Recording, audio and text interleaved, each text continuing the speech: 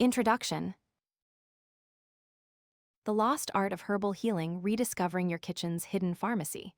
Master 75 plus time-tested remedies, build your home apothecary, and heal your family without costly doctor visits by Elliot Chase. Introduction. All nature is at the disposal of humankind. We are to work with it, for without it we cannot survive. Hildegard von Bingen spoke these words nearly 900 years ago. She stood in a garden filled with the scent of damp earth and crushed mint. There were no white coats in her world. There were no bright lights or plastic bottles with childproof caps. There was only the soil, the sun, and the plants that grew between them. The people around her didn't look at a leaf as a weed. They looked at it as a promise. They knew that the same earth that fed their hunger could also mend their wounds. Today, we stand in a very different place. Most of us live in homes where the air is climate-controlled and the floors are scrubbed clean. When someone in the house starts to cough, we don't head to the garden. We don't even head to the spice rack. Instead, we grab our car keys. We drive to a store with humming fluorescent lights. We walk down long aisles filled with boxes. We look for a name we recognize, pay a price that seems to go up every month, and head home. On the back of that box is a list of words. Many of them have 10 or 12 letters. Most of them are hard to say. We swallow the pill or drink the syrup because we are told it works. We do it because we feel we have no other choice. But deep down, there is a small voice. It's a voice that wonders why we feel so helpless the moment a fever spikes or a stomach aches. This book is about answering that voice. It is about finding the green thread that connects us back to the garden. It is about turning your kitchen from a place where you just make toast into a place where you craft health. The 2:00 a.m. crisis. Sarah is 34 years old. She works as a freelance graphic designer, which means her life is a balancing act of deadlines and school schedules. She is a mother of 2 young children, and she is tired. It is 2:00 in the morning. Sarah is standing in her kitchen, lit only by the light from the open refrigerator. In her arms, her 3-year-old son is crying. His forehead is hot. Every few seconds, a dry, barking cough shakes his little body. Sarah feels a knot of panic in her chest. She opens the medicine cabinet. It is a graveyard of half-used bottles. There is a cough syrup she bought last winter, but the label is sticky and the expiration date passed 6 months ago. There is a bottle of pink liquid for fevers, but she can't remember the right dose. She stares at the ingredients, red 40, artificial grape flavor, and a long list of chemicals she can't pronounce. She feels a deep sense of guilt. She is a smart woman. She runs a business. She manages a household. Yet in this moment, she feels completely powerless. Her only plan is to wait until the morning and hope she can get an appointment at the urgent care clinic. She knows what will happen there. She will sit in a waiting room for 2 hours. She will pay a high copay. She will leave with a prescription for something else she doesn't fully understand. Sarah is experiencing medical overwhelm. She feels like a passenger in her own family's health. She wants to help her children. She wants to feel confident. But the pill for every ill culture has left her feeling like she doesn't have the skills to handle even a simple cold on her own. She isn't alone. Most of us have been Sarah. We have all felt that 2:00 a.m. helplessness. We have all looked at the rising cost of healthcare and felt a sense of dread. We have all wondered if there is a better way, a way that is older, simpler, and more connected to the world around us. The divorce from the earth for thousands of years, humans were kitchen alchemists. If you went back just 4 or 5 generations, your great-grandmother wouldn't have felt helpless in Sarah's kitchen. She would have known exactly which jar in the pantry held the cure for a chest cold. She would have known that a certain root could calm a stomach and a certain flower could help a child sleep. This wasn't magic to her, it was just life. It was a set of skills passed down from mother to daughter, from neighbor to neighbor. We call this ancestral competence. It is the ability to look at the natural world and know how to use it. So, what happened? Why did we trade the garden for the pharmacy? The change happened slowly, then all at once. About 200 years ago, scientists began to pull plants apart. They wanted to find the active part of the leaf or the root. They wanted to turn it into a white powder that was the same every single time. This was the birth of modern medicine. It gave us many amazing things, like surgery and life-saving treatments for big diseases. But in the process, we lost something vital. We stopped seeing the plant as a whole. We stopped trusting our own hands to heal. We were told that medicine was too complicated for regular people. We were told to leave it to the experts. We were told that if it didn't come in a blister pack, it wasn't real. This created a divorce between us and the earth. We became dependent consumers. We lost the green thread. We forgot that our spice racks are actually dormant medicine chests. We forgot that the weeds in our backyard are often the very things we are looking for in the drugstore. The promise of the home apothecary, this book, is your way back. You are not just reading a book of recipes. You are beginning a transformation. Right now, you might feel like Sarah, anxious, frustrated, and dependent on a system that feels too big and too expensive. By the time you finish these pages, you will be a home apothecary. What does that mean? It means you will have the confidence to manage 80% of your family's basic health needs at home. You will look at a fever not with fear, but with a plan. You will look at a scraped knee or a bloated stomach and know exactly which jar to reach for. You will learn to see the body's symphony. This is the idea that your body isn't a machine that breaks down. It is a living system that has its own rhythm. Herbs don't work by silencing a symptom like a chemical drug does. They work by supporting the body's natural ability to heal itself. They join the orchestra and help it find the right tune again. You will also save money, a lot of it. Many of the remedies in this book cost pennies to make. They use ingredients you already have, like garlic, honey, and cinnamon. You will stop paying for expensive, synthetic solutions that often come with a long list of side effects. Most importantly, you will regain your sovereignty. You will no longer be a passive observer of your health. You will be the steward of it. Why this path works, you might be wondering if this is science or just old wives' tales. The truth is, it is both. Modern science is finally catching up to what our ancestors knew by heart. We now have studies that show why elderberry helps the immune system. We have data that explains how ginger calms the gut. Throughout this book, we will look at the work of people like Dr. James Lind. He was an 18th century doctor who proved that simple lemons could cure a deadly disease called scurvy. He didn't use a lab, he used food as medicine. We will also follow Nicholas Culpeper, a man who fought to bring herbal knowledge to everyone, not just the rich. This book is built on 3 pillars. 1, safety first. You will learn how to identify plants and use them at the right dose. You will learn when to use an herb and when it is time to call a doctor. 2, kitchen mastery. You will learn how to make teas, syrups, salves, and tinctures. These are the tools of the kitchen alchemist. 3, the whole plant. We will use plants in their natural form. This ensures we get all the benefits the earth intended, without the harshness of isolated chemicals. The journey ahead, we have a long and exciting road to travel together. We will start by looking at why we forgot this wisdom and how to pick the green thread back up. We will learn the rules of safety so you never have to worry about doing it wrong. Then, we will dive into the remedies themselves. We will explore the roots that heal the gut and the ancient secrets of the 4 thieves who survived a plague using only herbs and vinegar. We will find ways to calm our modern stress using plants that help the nervous system find its balance. You will learn how to make your own all-purpose healing salve and how to fill your shelves with tinctures that last for years. By the end, we will look at how to organize your home pharmacy so it is ready for any 2:00 a.m. crisis that comes your way. Sarah is still in her kitchen. The light is dim and she is still holding her crying son, but she is about to find a different way. She is about to discover that the solution isn't in a box from a store. It is in her own hands. As you turn the page, imagine you are walking into that garden with Hildegard. Imagine the smell of the earth and the power of the sun. The lost art isn't really lost. It has just been waiting for you to find it. Let's begin. Chapter 1, The Green Pharmacy, Why We Forg.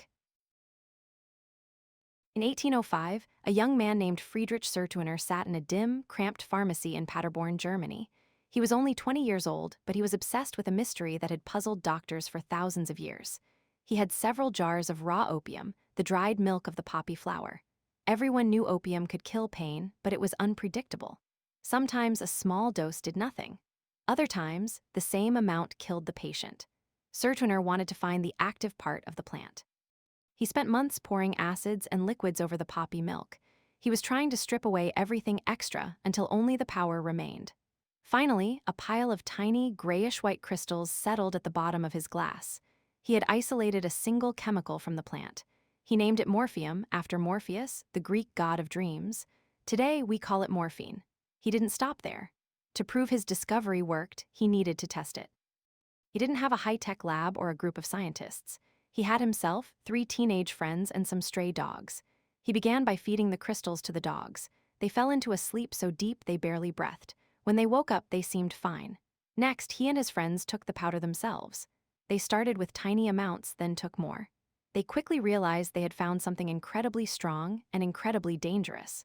They became violently ill, falling into a stupor that lasted for days. Sertuiner almost died from his own discovery. He had successfully taken the soul out of the plant, but in doing so, he changed the way humans look at medicine forever. This was the moment the green thread began to fray. For the first time in history, we stopped looking at the whole plant as a gift from nature. We started looking at it as a box of parts we could take apart. We moved away from the garden and into the factory. The night the lights stayed on. Sarah stood in her kitchen at 2:00 a.m., her feet cold on the linoleum floor. In her arms, her 3-year-old son, Leo, was sobbing. His forehead felt like a hot coal. He had a dry, barking cough that seemed to shake his whole little body. Sarah felt a familiar, heavy knot of panic in her chest. She opened her medicine cabinet, and the light from the hallway hit a row of plastic bottles. Most of them were half empty. Some were sticky. She picked up a bottle of children's fever reducer and tried to read the tiny print on the back. Her eyes blurred. The list of ingredients looked like a chemistry homework assignment: acetaminophen, polyethylene glycol, red 40, sodium benzoate. She didn't know what any of those things really were. She just knew she was supposed to give him 2 teaspoons and hope for the best. But as she stood there, she realized she felt totally helpless. If the medicine didn't work, her only choice was a 40-minute drive to the urgent care clinic, a long wait in a room full of other sick people, and a massive bill she couldn't afford. Sarah looked at a picture on her fridge of her great-grandmother, a woman who lived on a farm with 10 kids. There was no urgent care back then. There were no plastic bottles with red 40. Her great-grandmother must have known what to do when a child coughed in the middle of the night. She must have had a secret, a bit of wisdom that Sarah had somehow missed out on. That night, as Sarah rocked Leo back to sleep, she felt the pull of that missing wisdom. She felt the loose end of the green thread. She realized that her modern medicine cabinet was actually making her feel more afraid, not more powerful. She was a consumer of health, but she wasn't a healer. She decided, right then, that she wanted to find the way back to the woods. The secret life force. To understand what Sarah lost, we have to go back much further than Friedrich Sertuiner and his poppy crystals. We have to go back to the year 1150, to a stone monastery in the green hills of Germany. There lived a woman named Hildegard von Bingen. Hildegard was a mystic, a musician, and one of the most famous herbalists in history. She didn't have a microscope, but she had something she called viriditas. In English, we call this greenness or the green life force. Hildegard believed that every living thing, every leaf, every root, and every human being was filled with a spark of this green energy. When a person got sick, she didn't think they were just broken. She believed their viriditas had become dry or weak. To heal them, you didn't just give them a chemical. You gave them a plant that was full of its own green life force to help wake up the person's own power to heal. She spent her days in the monastery garden, touching the soil and watching how the plants grew. She noticed that certain plants loved the damp shade, while others reached for the hot sun. She saw that the plants weren't just stuff to be used. They were part of a body's symphony. When Hildegard treated a cough, she might use fennel or hyssop. She wasn't just trying to stop the cough. She was trying to help the body clear itself out and find its rhythm again. She understood that the plant and the person were speaking the same language. For hundreds of years, this was how everyone thought. If you were a mother in the 1400s, you knew that the mint growing by the back door was for upset stomachs. You knew that the bark of a willow tree could cool a fever. You didn't need a doctor to tell you these things because the knowledge was part of your life. It was as common as knowing how to bake bread or sew a button. It was the green thread that connected every generation to the one before it. The Great Divorce. So, how did we go from Hildegard's green life force to Sarah's plastic bottles of red liquid? It didn't happen overnight. It was a slow divorce between humans and the natural world. After Sertuiner discovered morphine, the world of science went wild. If we could pull morphine out of a poppy, what could we pull out of a willow tree? What about a cinchona bark? One by one, scientists began isolating the active parts of plants. They took the part they liked and threw the rest of the plant away. There were 2 big reasons for this: control and money. Control: nature is messy. One peppermint leaf might have more oil than another depending on how much rain it got. A factory wants everything to be exactly the same every single time. By making a chemical version of a plant, they could control the dose down to the milligram. Money: you can't own a dandelion. It grows for free in everyone's yard. But if you can create a special chemical in a lab that acts like a dandelion, you can patent it. You can sell it in a box with a brand name. As the 1800s turned into the 1900s, the kitchen alchemist began to disappear. People were told that the old ways were superstition. They were told that only a man in a white coat with a degree could understand how to heal the body. Families stopped planting medicinal gardens. They stopped drying herbs in their kitchens. The green thread was cut. We traded our independence for convenience. We traded our gardens for the pharmacy. And for a while, it seemed like a good trade. Modern medicine did amazing things. It stopped polio, it gave us surgery, and it saved lives in ways Hildegard could never have imagined. But we forgot something important. We forgot that the extra parts of the plant, the parts Serdwiner threw away, actually had a job to do. The symphony vs. the soloist. Imagine you are going to a concert. You sit down and a single trumpet player walks onto the stage. He plays one very loud, very bright note. He plays it over and over again. It's a powerful note and it definitely gets your attention. That is what a modern drug is like. It is a soloist. It goes into your body to do one specific thing very loudly. Now imagine a full orchestra. There are violins, flutes, drums, and cellos. When they play together, the sound is rich and balanced. If the trumpet gets too loud, the violins soften it.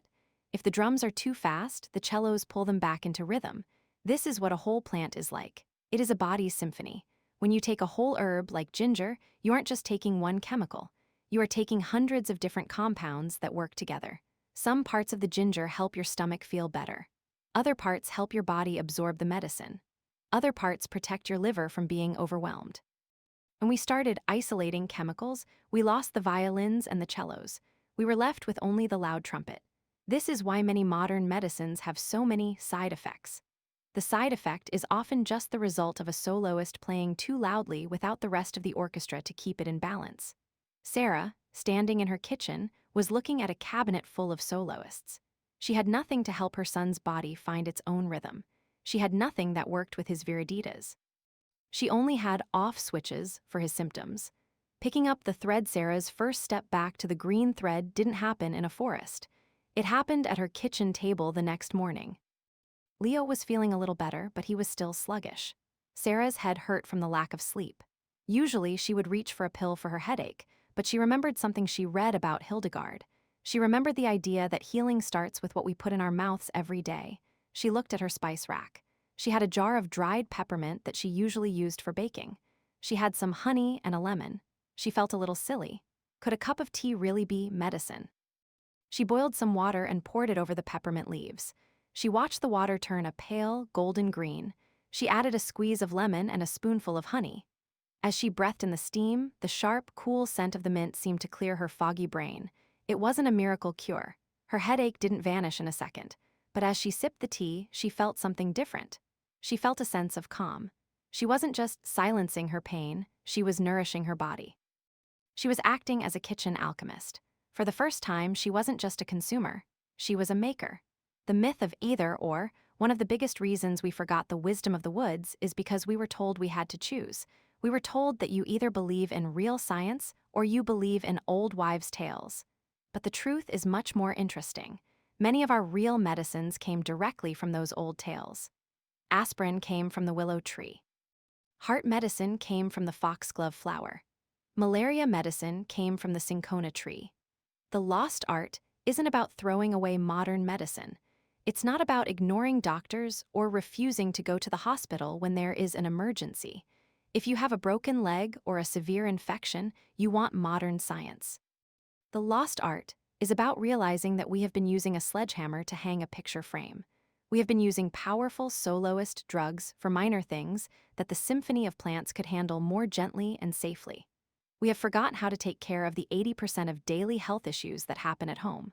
We have forgotten that our kitchens used to be our first line of defense. Your home apothecary, as you read this book, you are going to learn how to build your own home apothecary. This isn't just a shelf of jars. It's a change in how you think. You will start to see the world like Hildegard did. You will see that the rosemary in your garden isn't just for chicken, it's for memory and focus. You will see that the garlic in your pantry isn't just for flavor, it's a powerful tool for your immune system. You will learn the rules of safety, just like Dr.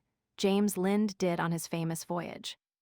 You will learn how to make tinctures and salves that are more effective than the ones you buy at the store because they are fresh and made with the whole plant. But most importantly, you will stop feeling helpless. When your child wakes up with a sniffle or you feel a wave of stress coming on, you won't have to panic. You will know exactly which jar to reach for. You will know how to listen to the body's symphony. The call of the woods. Sarah sat on her back porch later that afternoon. She looked at the edge of the woods behind her house. For years, she had just seen weeds and bushes. She saw a messy wall of green that she had to mow or trim, but now she looked closer. She saw a patch of dandelions. She saw the broad leaves of plantain growing near the steps. She saw a cedar tree with its blueberries.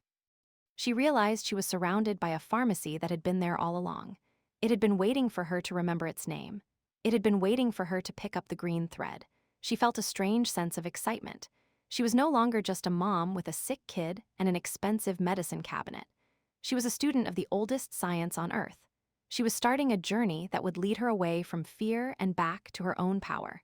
She picked a single leaf of plantain from the grass.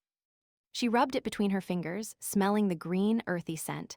She thought of Hildegard. She thought of Sir Tuiner and his crystals. She thought of her great-grandmother. The divorce was over. It was time to come home to the garden. But as Sarah looked at the plants in her yard, a new question popped into her mind. If these plants were so powerful and so free, why did we stop using them in the first place? Why did the world decide to trade the garden for the pharmacy? Was it just about money, or was there a bigger fight happening? A fight for who gets to decide what healing really means? The answer involves a man who went to jail for his books, a language no one could speak, and a secret war over the spice rack. To understand how to use the green pharmacy, we first have to understand the man who fought to make sure you were allowed to use it at all. What happens when the people in charge decide that the plants in your backyard are dangerous, simply because they can't control them? Sarah was about to find out. Chapter 2: Why Did We Trade the Garden Foe? In 1649, a man named Nicholas Culpeper sat in a small, cramped house in Spitalfields, London. He was surrounded by piles of dried leaves, glass jars, and books written in a language that most people in his neighborhood couldn't read. Outside his door, the city was a mess. A civil war had just ended, the king had been executed, and the streets were filled with people who were sick, hungry, and broke. Across town, a group of wealthy men met in a beautiful building. They were the members of the College of Physicians. They wore silk robes and spoke in perfect Latin. They held a secret power. They were the only ones allowed to tell people how to get better. They wrote their medical guides in Latin specifically so the common person, the blacksmith, the weaver, the mother of five, couldn't understand them. If you wanted to know which plant could stop a fever, you had to pay a doctor a lot of money just to hear the name of the herb in a language you didn't speak. At the same time, in the spice markets of the East Indies, sailors were risking their lives to find black pepper and cinnamon. These weren't just for making dinner taste better. At that time, a bag of pepper was worth more than a man's life. It was medicine. It was currency. It was power. These three things, a rebel in a basement, a group of doctors in silk robes, and a bag of black pepper, seem like they have nothing to do with each other, but they are all parts of the same story. It is the story of how we lost our connection to the plants under our feet and why we started believing that healing only happens inside a doctor's office. The rebel who broke the code. Nicholas Culpeper was a man who didn't like secrets. He believed that God had put healing plants on the earth for everyone, not just for the rich. He saw his neighbors dying of simple coughs or stomach aches because they couldn't afford a doctor. He decided to do something that the medical establishment considered a crime. He translated their secret book, the London Dispensatory, into English. He didn't just translate the words. He added his own notes, telling people exactly where they could find these medicines for free. He told them that the weeds growing in the ditch behind their house were just as powerful as the expensive chemicals the doctors were selling. He called the elite doctors a company of proud, insulting, domineering doctors who kept people sick to keep themselves rich. The doctors were furious. They called him a drunkard and a fraud. They tried to ruin his name, but Culpeper didn't stop. He published The English Physician, a book that became the most popular health guide in history. For the first time, a mother could look at a plant in her garden and know exactly how to use it to help her child. He picked up the green thread, that long line of plant wisdom, and handed it back to the people. This was a moment of democratization. It meant that health was no longer a secret kept behind a paywall. It was a shared piece of knowledge. But as the centuries passed, that thread started to fray. We began to trade our gardens for the pharmacy, and we did it so slowly that most of us didn't even notice it was happening. The great trade-off we often hear that herbal medicine was replaced because it didn't work and that modern medicine is the only thing that does. This is a myth. The truth is much more complicated. The shift from the garden to the pharmacy wasn't just about what worked, it was about what could be controlled and sold. In the 1800s, things started to change. This was the time of the Industrial Revolution. We started building factories and making things in large batches. We liked things that were the same every time. A leaf from a peppermint plant might be very strong one year and a bit weaker the next, depending on the rain and the sun. This living quality of plants made factory owners nervous. They wanted a product they could put in a bottle, seal with a cork, and sell 1,000,000 times with the exact same result. Scientists began to take plants apart. Instead of using the whole willow bark to help a headache, they found one specific part of the bark, salicin, and figured out how to make a copy of it in a lab. This was the birth of the synthetic isolate. There was a big problem for the companies making these new lab medicines. You can't own a dandelion. You can't put a patent on a ginger root. If people could just grow their own medicine in their backyard for free, they wouldn't buy the bottled stuff from the factory. Slowly, the message changed. We were told that the old ways were superstitious or dirty. We were told that only a lab-trained expert could be trusted with our health. We traded the complexity of the whole plant for the simplicity of a white pill. We traded our self-reliance for convenience. Sarah's kitchen audit. Sarah sat at her kitchen table with a trash bag and a sense of guilt. After a long night of worrying about her daughter's cough, she decided to look at what was actually inside her medicine cabinet. She found 3 different bottles of multi-symptom cold medicine. All of them had expired years ago. She looked at the labels. The ingredients were a long list of words she couldn't say. She looked up one of them and found out it was a red dye that some people thought caused hyperactivity. Another was a chemical used to keep the syrup from getting too thick. "I'm paying for red dye and corn syrup," she whispered to herself. She felt like she had been tricked. She remembered her grandmother, who lived on a farm, always having a pot of something smelling like pine and lemons on the stove when someone was sick. Sarah had always thought that was just old-fashioned. Now, looking at the $15 bottle of expired chemicals in her hand, she realized her grandmother was the one who was truly prepared. Sarah walked over to her spice rack. She had a jar of dried thyme she used for roasted chicken.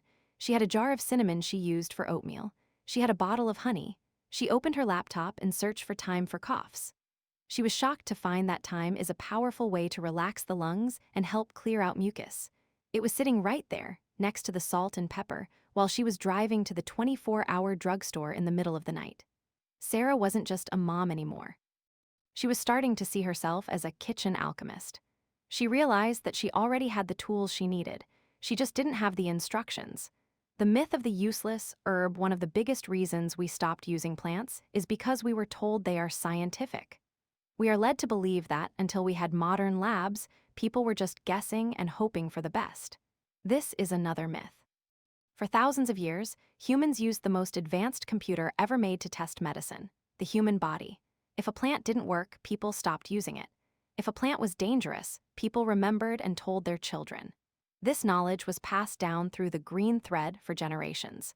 When Dr. James Lind used lemons to cure scurvy on a ship in 1747, he wasn't doing something new. Sailors had been using citrus for a long time. He just proved it in a way that the men in silk robes would finally listen to. Today, over 40% of our modern medicines are actually derived from plants. Aspirin comes from willow bark. Heart medicine comes from the foxglove flower. Cancer treatments come from the Pacific yew tree. We didn't stop using plants, we just started hiding them inside plastic bottles and charging more for them. The difference is that a whole plant is like a symphony. A willow tree doesn't just have the chemical that stops pain. It also has other parts that protect your stomach from getting upset. When we take just one part out of the plant in a lab, we lose the helpers that nature put there to keep things in balance. This is why many lab medicines have long lists of side effects that the original plant does not. Your spice rack is a dormant pharmacy. If you want to pick up the green thread today, you don't have to go into the woods and dig up roots. You can start right in your kitchen. We call them spices now, but for most of human history, these were the most powerful medicines on the planet. Black pepper. In the ancient world, pepper was used to help people digest their food and to clear out stuffy noses.